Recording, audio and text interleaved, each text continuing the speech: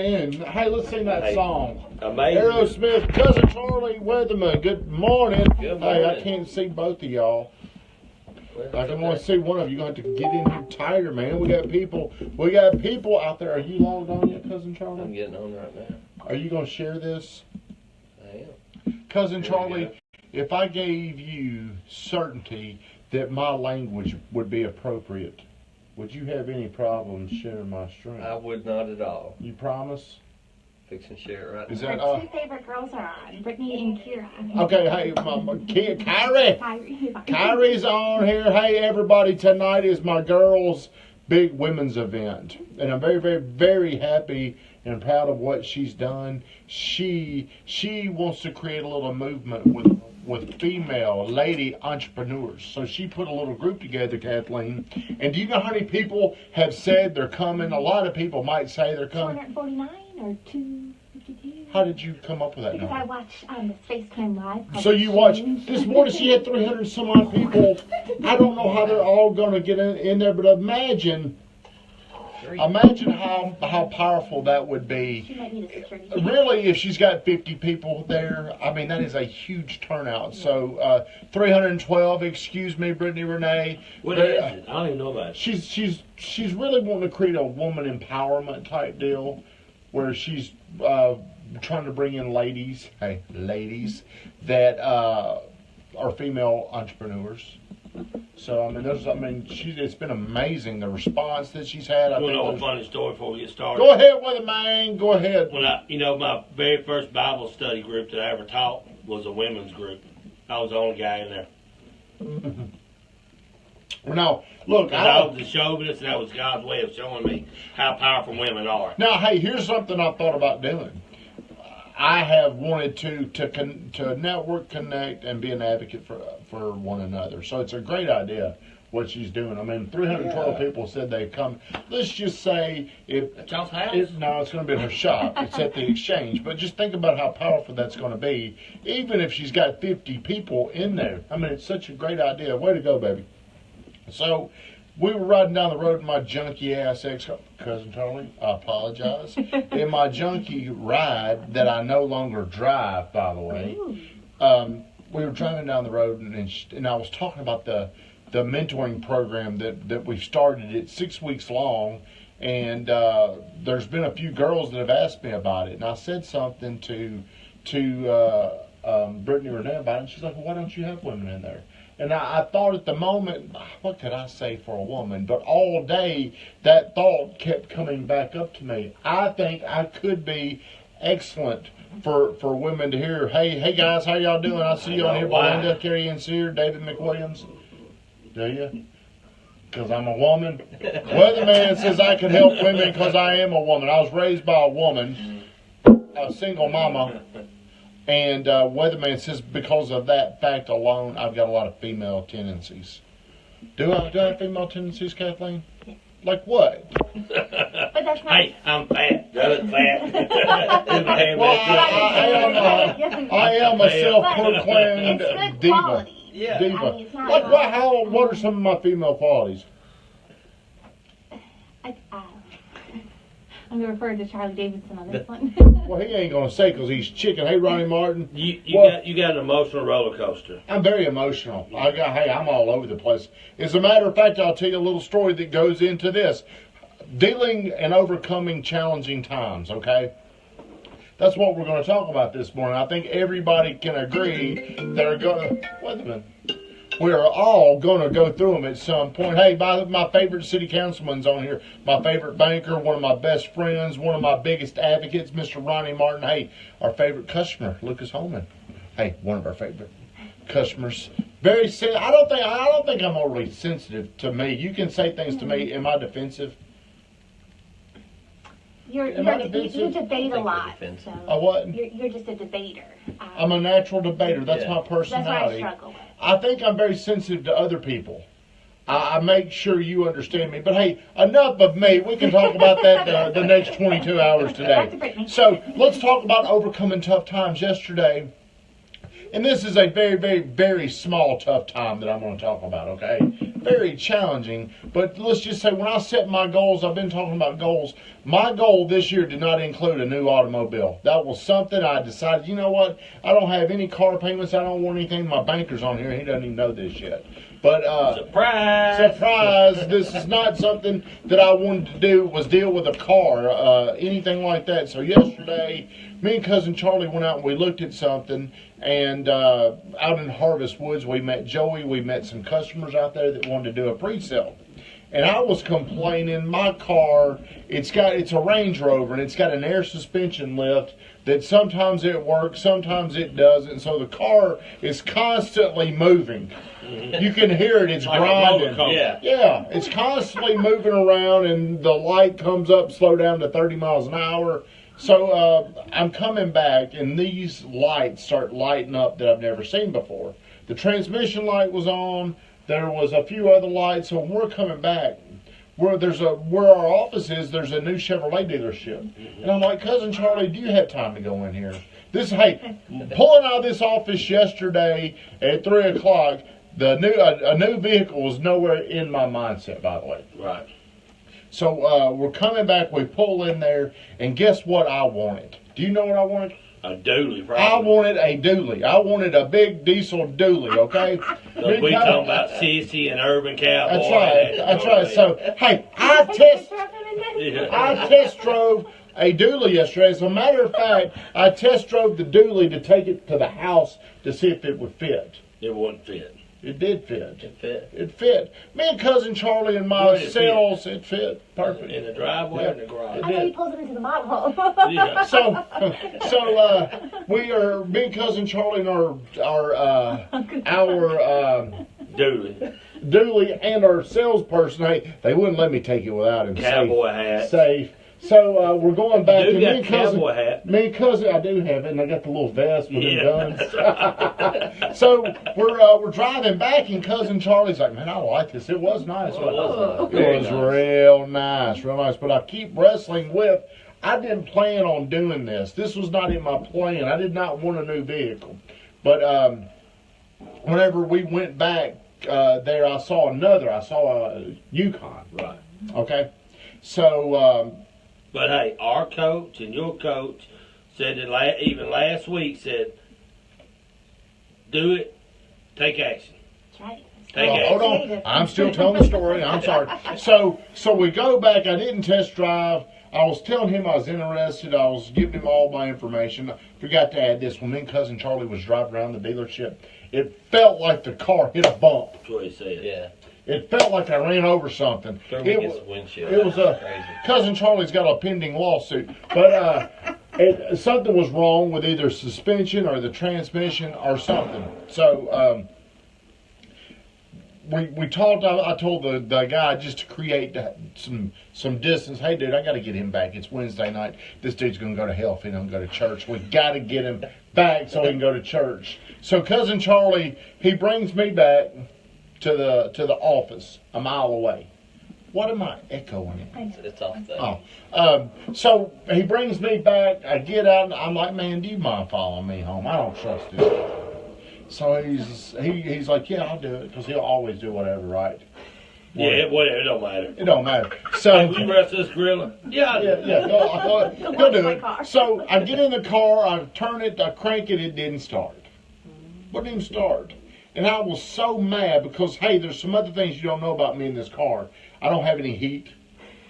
And I go to the gym at 5:30 every single morning. It's been 4 degrees.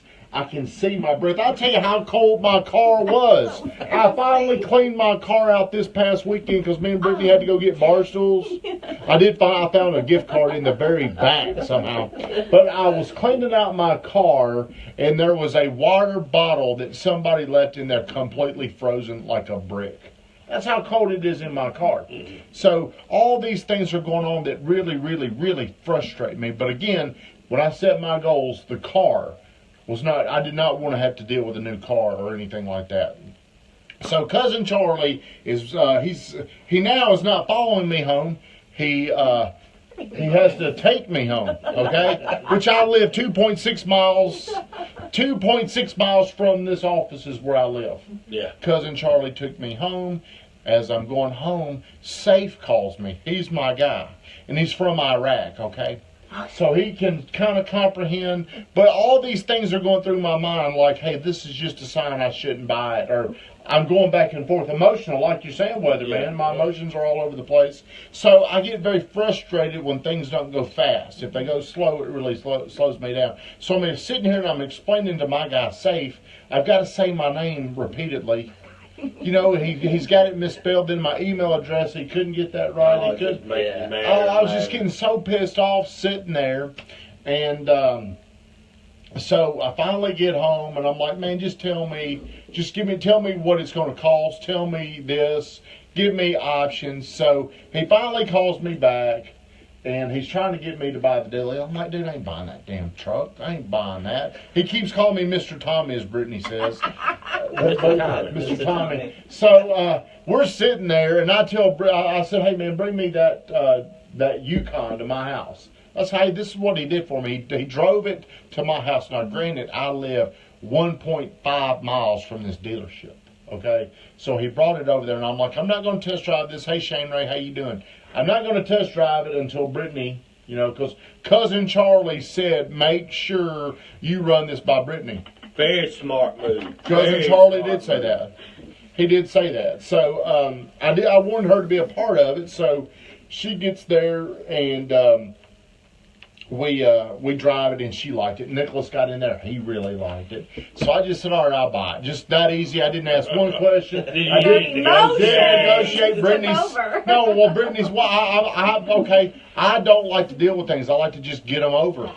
Okay, so here's why. I didn't want to go through the challenges of not having a car. I was going to drive my slingshot in today in the rain. So I was thinking about, I was more worried about being inconvenienced this morning. Now I've gone out and I've got a damn new car.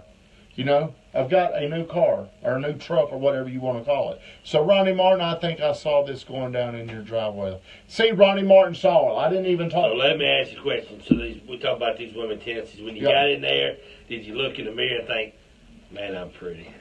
I didn't think that. But here's I want to keep going because I don't. No offense, Weatherman. I like the humor. I like the humor. But here's what I was really, really struggling with. I was really struggling with the fact I made a commitment to myself. I am not spending any money on a car this year. I kept going there. I kept going back and forth. It was really having. But why? Why was the commitment you made to do that? Why was it? Because I see something bigger that I want. I want things in my life. I need more money, and I want to prove to myself I can do this. So, and it's also because of the financial times I went through in 2009, 10. So there's still a bit of fear there. There's still some fear there.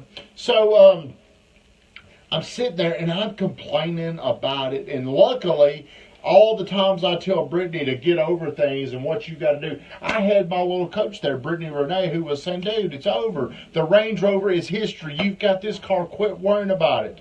Well, that just opened the floodgates. Then I started bitching and complaining about everything going on in my life. So that's how we got to this topic about how do you get over things. Think about this. Some people, you made it 10 whole days. You're making progress. What does that mean? What does that mean, Stevie Z? Man up, put it behind you. No, that's exactly right. That's what I get in. I tell everybody, get over it, move on. But I was sitting here because I made a pact with myself saying, hey, I do not want this financial responsibility. It's kind of beat me up. But I just got to get over it. I don't have a choice. So thinking instead of working harder to still do what you want to do and cover that.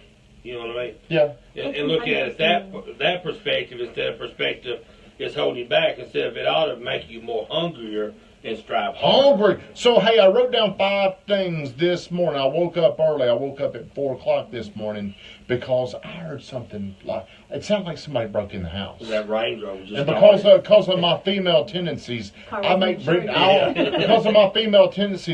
Brittany get up and see if anybody's in the house. Hey, go check that. But this morning I heard something. I just laid real still. Lucky's butt was like right in my face, right here. I swear, he was 6 inches. His butt was 6 inches from my face. He didn't move. So I just kind of sat there and I'm like, If I get up, he's going to get up, she's going to get up. I'm just going to sit here real still and see if anybody's in there. And I was looking through that little crack. Nothing. I fell back asleep. So finally I found out this morning my shower mirror fell. So Brittany was kind of giving me hell about it because one time we heard something out on our patio and I was on the couch and I made her go look. So she's giving me hell. She thinks I'm a chicken. Our neighborhood has been hit, so. It has been hit. Me and Kathleen live in a dangerous hood. They do trespass our doors. All right, so hey, there's five things I wrote down this morning at about 4:30 as I was sitting there drinking my pre-workout drink. Scared underneath the blanket. Number one, Kathleen will get them. most of the time your life goes as planned. Yep. Every day I come in, I write out my day, and you know what? Usually my day goes the way I want it to. Usually the day goes the way you want it. As a matter of fact, it's so often that your day, I could have sold you this free washer in the bag. So most of the time our day does go the way we want. As a matter of fact, we become so spoiled to the way things go, we don't even realize it until a problem pops up. You know, that's this little thing popped up yesterday. I've got to think bigger than I've got to go out and buy a new car. I should not let that bother me. Like Steven said, hey, this should just motivate me. I'm glad that you could go out and buy a new car. Yeah. You're exactly right, although my banker's on here and I'm very nervous and sweating about this. Number two is you got to get better at moving on faster. Right. You got to put this behind you and move on. See, Brittany was telling me that. She was telling me that this morning. This is probably the longest she's seen me dwell on something. You know, she was telling me get over it. So, you know, if you get over it, stop thinking about it, stop talking about it, stop complaining about it, stop your gossip about it. Just move on with your thoughts. Number three, conclude bad things will happen at times. That's part of life. You've got to plan. Like whenever I'm making my goal, hey, Jeffrey Baker, Mr. 200 Policy Man, whenever I started my goals this year, I should take into consideration that things are going to happen. Things aren't going to go as planned. Therefore, the goal needs to be bigger. If it comes down to I want to save X amount of dollars this year, I need to strive to save a lot more than that. Number four, well, I already just said that, make goals that are much larger. Number five, the last thing I'm going to say is tough times will make you stronger. Looking back, every time I've gone through a challenge, I have figured out a way to get through it, and it has made me stronger. Let's be clear, I approved of the family SUV ride, not the midlife crisis big rig. Okay, I did want that dually. Cousin Charlie was pushing me towards the SUV. I mean the dually, because we liked it. It was cool. It was big. That would have been a terrible decision. I was thinking this big old ride, put GTT on. I thought it'd be this would be cool. Hook a trailer up. Then he needs to have a flag in the back. Hey, Joe Rich is in here. GTT flag. Yeah. Not to mention the slingshot. So here's what I'm going to tell you. Anticipate tough times. They're going to happen. There is absolutely no way you're going to be able to go through your life and not experience tough times. The best way to deal with them, I think, is understand they're coming, deal with it, move on quick, don't dwell. The one thing that has helped me is in the past, I could dwell on things for way too long. Hey, it's over. You know, like you tell quarterbacks, if they throw an interception, that play's over, it's time to get on. But too often in our real life, whenever we have a turnover, we allow it to affect us way too long. So, hey, I had a little bit of a problem. I should have anticipated this, right, Weatherman? Yep. I should have known, hey, I'm going to have to deal with this. But I was hoping for everything to go perfect.